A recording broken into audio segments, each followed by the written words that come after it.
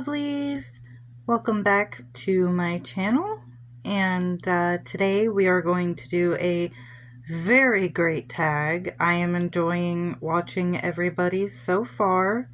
That is the hashtag Dark Academia Tarot, created by Tarot Geek. I recommend you going and checking her out. Check everybody's out. This tag is lovely and the prompts are amazing. I am going to go ahead and let you know that I will be using tarot and oracle in this, even though I know it's a tarot tag.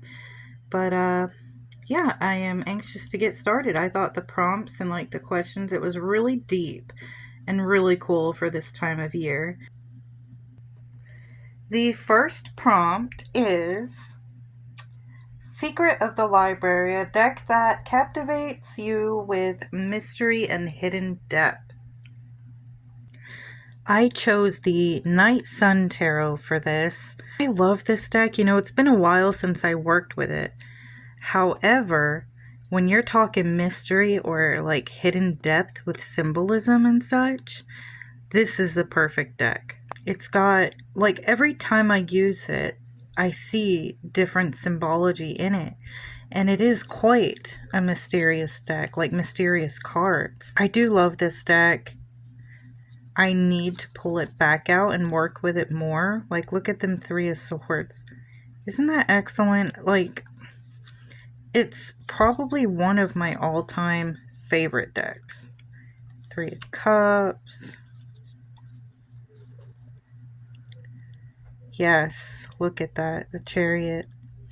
I also kind of think of like a secret library with these cards. Like if you find an old magical tome with like different symbols and seals and information, like a mystery school type deck, this one would be my choice to find those little mysteries and secrets.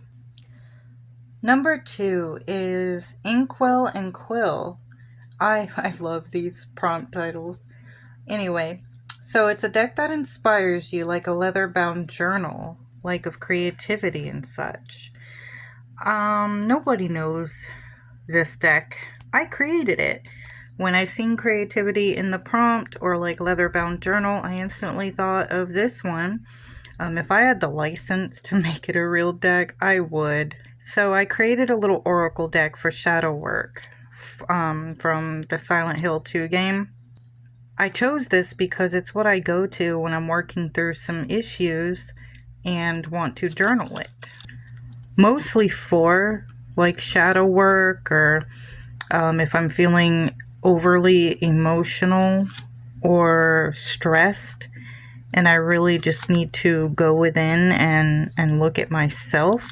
Each person, like character on the card or game, and each monster actually symbolizes something deep. This game, an occultist actually made this game, and it had a lot to do with like archetypes and the shadows. So for example, you have codependence, carrying too much weight in a relationship, dynamic issues, feeling bound or trapped by a partner or fate. And this was one of the monsters. You see it's a bound male and female. So you can kind of see where I'm going with that. Number 3 is Eternal Autumn, and it's a deck that captures the beauty of fall, embodying the bittersweet nature and change, kind of like the changing of the seasons and such. For this one, I chose the Earthly Souls and Spirits Oracle. I think this deck is perfect for this prompt. Definitely, like, even in the cards, for one, the artwork is gorgeous. I absolutely adore this deck. Adore it. The trees in it kind of remind me of the change. It's got nature in it. Look at that.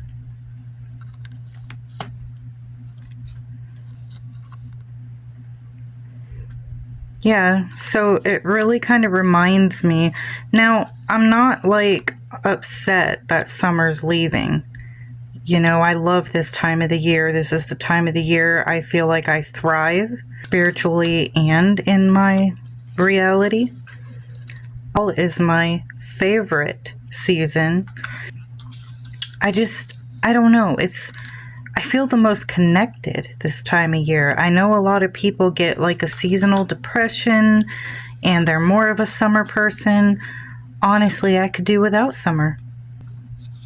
I don't know. I've always been that way. And I always get excited and more upbeat when I see the changes in nature as the time shifts.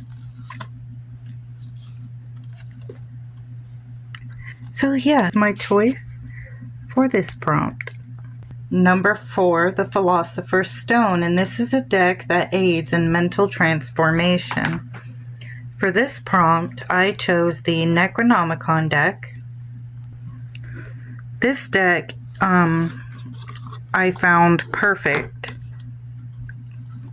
when it comes to like the alchemical change. Like if you're talking mentally too, I feel like a lot of Lovecraftian stuff is psychological. This is the book. My other decks I showed, I don't have the boxes for any longer, so I just kind of have them in tarot bags. But the ones I do have, I will show the boxes. And just like a little FYI, just about all of my deck collection is darker. So when I saw this tag, I think my friend Rochelle brought it up to me. I'm like, oh yeah, right up my alley. Anyway, that reminds me of alchemy right there. But when it comes to like a mental transformation, I go to this deck, especially if I need like mental clarity on a situation. Depending on that situation, it could transform you mentally or psychologically, right? Because sometimes we don't even see ourselves in a situation. And tarot can kind of give you a perspective into yourself. Look at that. Sometimes the problem's you. You know, it isn't always the world. And I'm one of those people that overanalyzes, overthinks as well. So I definitely utilize tarot when it comes to thoughts or situations involving the mind, and that's almost every situation or challenge that I have daily. So just to add to that thought for a moment too, you know, becoming the Philosopher's Stone, especially using tarot, it helps you become your best self. So you can start out copper in a situation, just like the archetypes in tarot, and through your reading, transform into that Philosopher's Stone, right? That eternal best self, or align with your higher self. Love it. All right, the next prompt, Candlelight in the Shadows. This is a deck ideal for reading at night with a lone candle flickering in the room. Just to set up that, you know, mental image for you. And what better deck than Edgar Allan Poe, my man's. And look, he has a candle. You can kind of see here why I chose this again. Like, every time I read something from Edgar Allan Poe, I literally envision like a candle somewhere in the area that the characters are in. This deck I would totally read at night with a candle nearby, thinking about everything that happened in my day, my year. Honestly, I do believe that it would give me some insight and clarity about the day or the year. I feel like sometimes we need to sit alone with a good deck in the dark and let a simple light illuminate our way.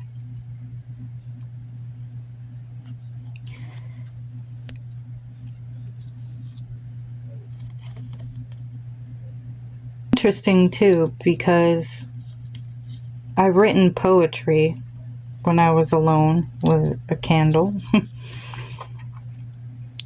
Edgar Allan Poe's poetry has definitely come to mind. I've read a lot of Edgar alone in the dark, late at night. And the fact that there is an entire deck based off his work is amazing. And I use this deck quite often when I'm, alone or feeling alone. What do you guys question late at night? Leave me a comment. I would love to know when you're by yourself and there's nobody else around. What are things you contemplate? And for prompt number 6, Ghosts of the Past. This is a sentimental deck, or something that creates nostalgia with your ancestors, or reminds you of like your ancestors, or something sentimental to that nature. I chose the Roots and Wings Oracle, and one of the reasons why, for one, it's sentimental because my best friend gave it to me and she wove a bag for it, and I still have that, or crocheted. So it's sentimental in that way. Plus, this deck helped me get through grief. When I lost my family, I read with it yesterday, and I had gotten a message relating to my ancestors. And what's funny about that is one reason when I took a break on YouTube. I'm about to be vulnerable here again, guys. Vulnerability, look at that. Wow. When my mom passed, it was very painful. I wasn't there. To make matters worse, her partner at the time, very not so good of a man, for some unknown reason, would not let me see my mother's ashes or any of her things when I returned to the States.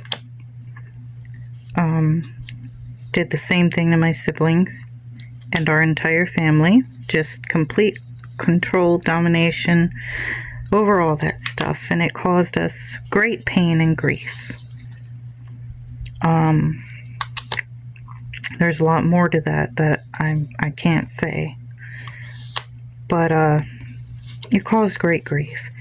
He also was saying that when he passed, he would not let us have her remains, that he would be making his daughter, her unbiological child, take them and go against my mother's wishes with it. We didn't know why he was being like this, but we'd have trouble with this person even before she passed. But long story short, I was carrying pain now for a couple years, thinking I would not be able to lay my mother to rest or see her or fulfill her wishes. Well, today, after reading with this, got a phone call to come and get her things and her ashes. When I say I fell to my knees and wailed, it was like a big release of pain today. And now my siblings and I will be able to have some peace. There's a lot more to that situation, so try not to judge it. The whole point is this deck was perfect for this prompt because it got me through grief when she passed, and it literally led me to the happiness and peace today. So this will forever be sentimental. Okay, on a not so dark note, our next prompt is scholarly pursuits. that is a deck you use to learn and study, gain a deeper understanding of the cards. And for me, that is the Thoth Tarot. Totally and completely. I did a study with Rochelle at Amethyst Ascension with this deck, and I still continue to study it in my free time when I am able. My box is getting pretty worn there. But this is a very deep deck, and just looking at it, you wouldn't think it. But when you get the books, study all the symbolism, all the thought that went into it, it becomes apparent that this is a teaching deck. I know Aleister Crowley is a controversial topic in the community. Honestly, I don't care. The work in this deck is really great. The occult knowledge in it is inspiring to me. I care about what I learn. I am hungry for knowledge always. I love to learn, especially if it's occult related. And this deck is perfect for that. Now, there are different systems, of course, but there are a lot of decks out there too that are Thoth-based systems. And there was so much depth and meaning and secrecy in this deck that, I mean, it's crazy. There's even talks that these are literal portals. Yeah. That they created some of these cards to be literal portals that you can use with magic. So there's something for you if you didn't know. But every little thing in this deck on each card means so many different things. You study it, you're going to learn something new with every card. The next prompt is Moonlit Daydream, and it reminds you of a forgotten fantasy that linger in your head at midnight. The deck.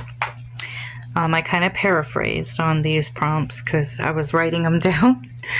But for me, I chose the Wisdom of the House of Night Oracle cards.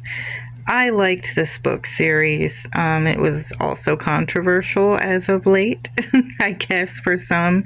The series didn't age well, but I will die on the hill that I love it, okay? But it's a perfect example of the fantasies in my mind. But it is very enchanting and mysterious and gorgeous and fantastical. I love the high priestesses of each element too.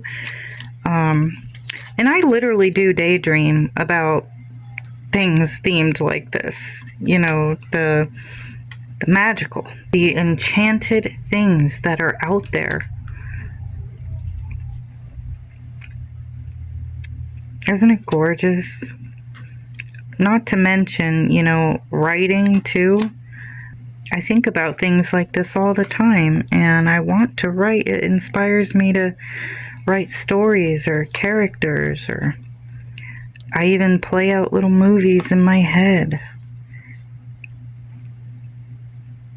of things like this, themed like this, same like aesthetic, right? Isn't it gorgeous? If only we could live in our heads sometimes when we dream or daydream. And for probably one of my favorite prompts on here, haha, Wuthering Nights. This is a deck that stirs intense emotions like a gothic romance novel. And boy, I got the deck for you. Ooh, pick me, pick me. That's the Tarot Vampires. Look, I know I've showed it a few times on my channel, but it's because I can't get enough of it. Okay? Gothic romance, emotions. You have Courtney Green, right? And look at that. I love the box. And the backs of these cards. They're just phenomenal. Anyway. So, every time I read with this deck, I do have intense emotions.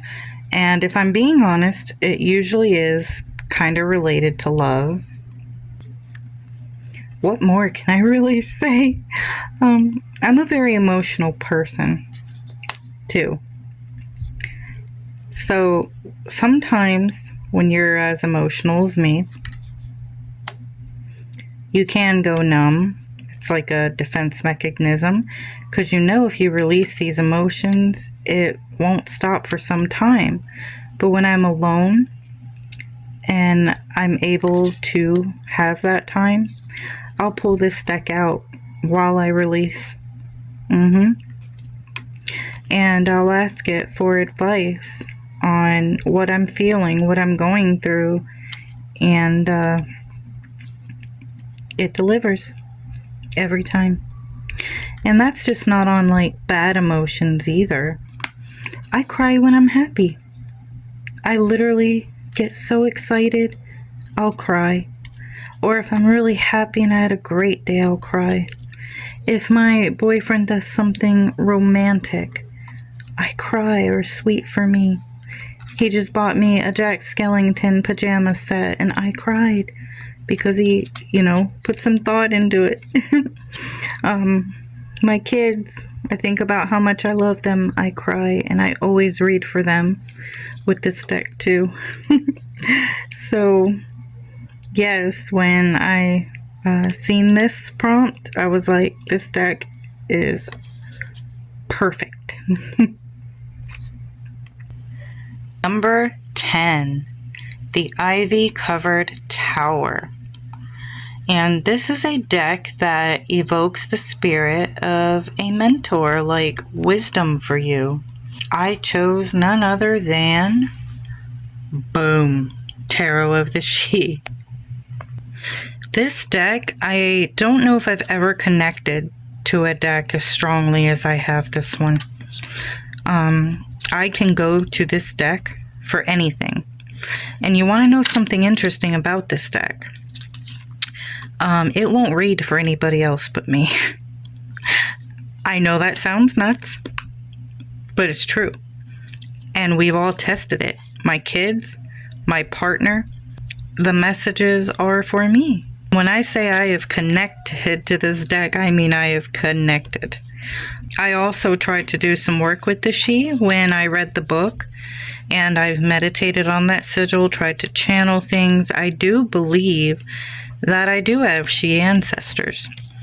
I also have a lot of, like Scandinavian ancestors or Germanic, and they too wrote about the She. So that's interesting. But yes, this deck gives me so much wisdom, so much advice. I could literally go to this deck for anything at all. And it's almost like going to go see that wise old seer in the village, Always. I just cannot help but hype this deck up so much. It's truly incredible for me personally. The next prompt is the Golden Sunset. This deck reminds you of the last pleasures you get to endure during summer's waning hours, like a liminal deck. My choice for this one is the Abyssal Tarot. This deck is really cool. It was one of only 1,000 that were signed by the creator. So I thought that was really cool. But anyway, you will see why I chose this deck. So summertime, you think about swimming and a lot of people out on the water and just enjoying those carefree pleasures of life, right? Of the summer season. This whole deck was photography art taken underwater, which, I mean, it's genius. It's beautiful. I love underwater photography.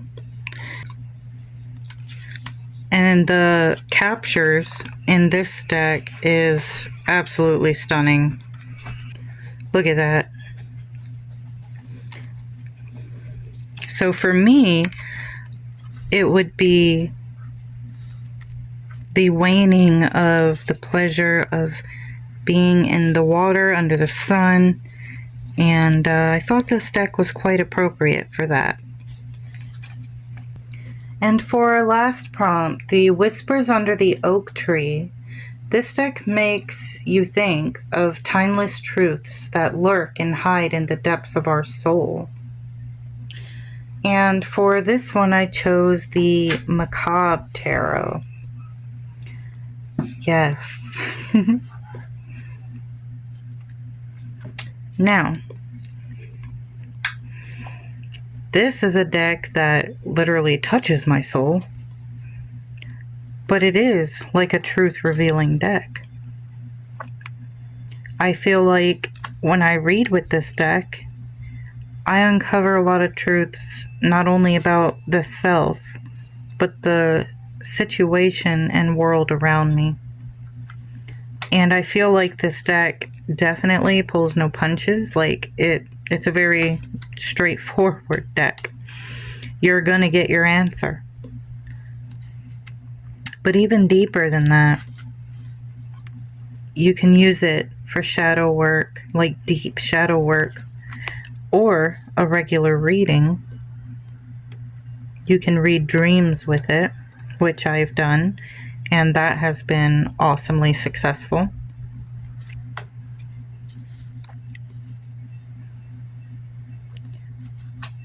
Yes, but I thank you guys so much for being here with me. This was an excellent tag, and sorry for all the rambles, but I hope you are enjoying the transition into fall, and I hope you are enjoying life and your day. I appreciate every one of you. Please make sure to hit subscribe, like, leave me some comments, please. Trying to get my channel up and back going and repair what I lost on my break. Help your girl out, and let's get it moving in the algorithm. And don't forget to go support all the other wonderful creators who are doing this tag. With love and many dark blessings always.